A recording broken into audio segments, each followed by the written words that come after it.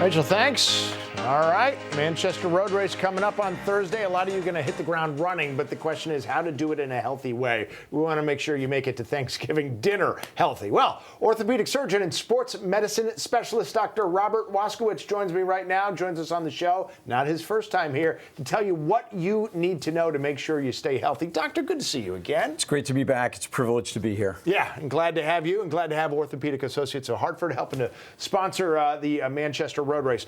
All right, first things first, how much of this, in terms of being healthy, is going to be focused on what you do before the race versus after the race? I imagine they're both a component here, right? They are, and it's a really complex puzzle to put together. In support of something like the Manchester Road Race, this is such a privilege for us because it brings our community together in the spirit of health and fitness. Yes. So I understand the importance of these things.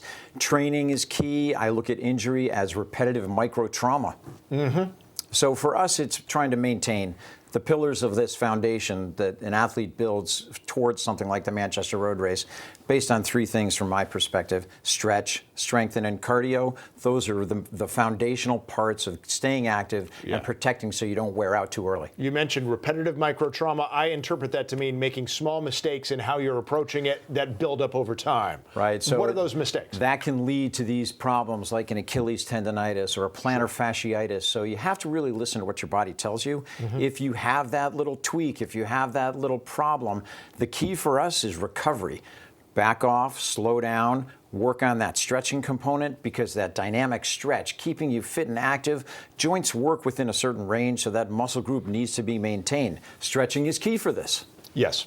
Dumb question. What is dynamic stretching versus regular stretching? Dynamic stretching versus a static stretch. A dynamic stretch is trying to recreate that performance. If you're a runner, you want to recreate your hip mechanics, your knee mechanics. If you're a swimmer, you want to work on your shoulders. So that dynamic stress is trying to work within this range of taxing that muscle group in actually what you're going to be performing with. A runner needs to stretch their legs. Yeah, absolutely. Now, how about the cool down aspect of it? I think most runners would agree, hey, I need a dynamic warm-up. I've heard some people say sometimes the cool-down, whether it's stretching or whatnot, is just as important. So what goes into the cool-down? It is.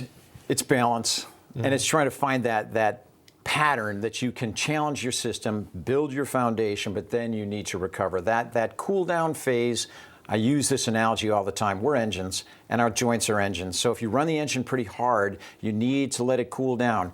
If you don't do a post-workout stretch, things tend to tighten up. And we all know that. So if you can recreate that motion, maintain that power and performance, you're a setup for success, not for failure.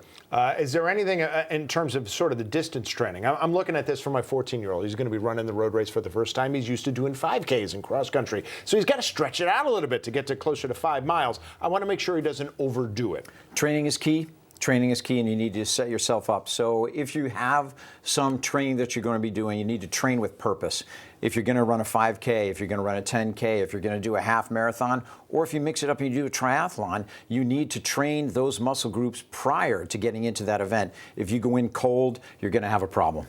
Should you, if you're going to be running the road race, be sort of running focused in terms of the stretching, or is cross-training, doing some other sort of athletic activity, beneficial in a different way? Cross-training is a key component to this because you're not only going to look at that one muscle group, you're going to train your entire system. So cross-training, doing something like yoga, biking, swimming, adding just another dynamic phase to that recovery is going to be an important thing, and it's fun. Okay, it is. That's true. Because running, for some of us, not fun.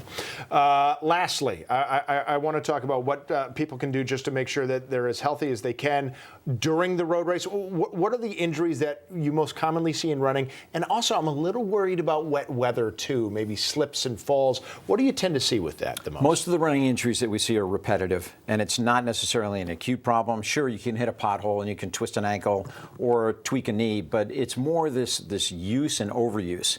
So for us, preparing for some type of an event like this goes into that pre-season training. Everything is a pre-season. The other things that are important are the balance of nutrition, getting proper sleep, all of the things you need to do. Hydration is key for this thing. Tank up your engine before you're going to challenge. Okay, you got the pasta dinner the night before. My 14-year-old is already saying, should I be healthy? What should he be doing here on the Monday before the race? Is it, can you carbo load too early? Should he just be eating nothing but healthy food or what? You can. You can, but one of the things that you don't want to do is add a different level into what you're doing. Athletes who are elite and can train know what to do to prepare for a race. So if you get off path for a little bit and try something a little different, well, maybe I'm going to try this, that's going to throw a wrench in your engine. Yeah. Eat a balanced diet. Don't overeat. Prepare. Let yourself body get used to this challenge, and that preparation is key for a successful event. Don't overeat, don't overthink. So there you go. Doctor, thank you so much. Privilege. Good to see you again. Once again, Orthopedic Associates of Hartford, a proud sponsor of the Manchester Road Race. Erica, let's send it over to you. Remember, coverage kicks off an hour beforehand.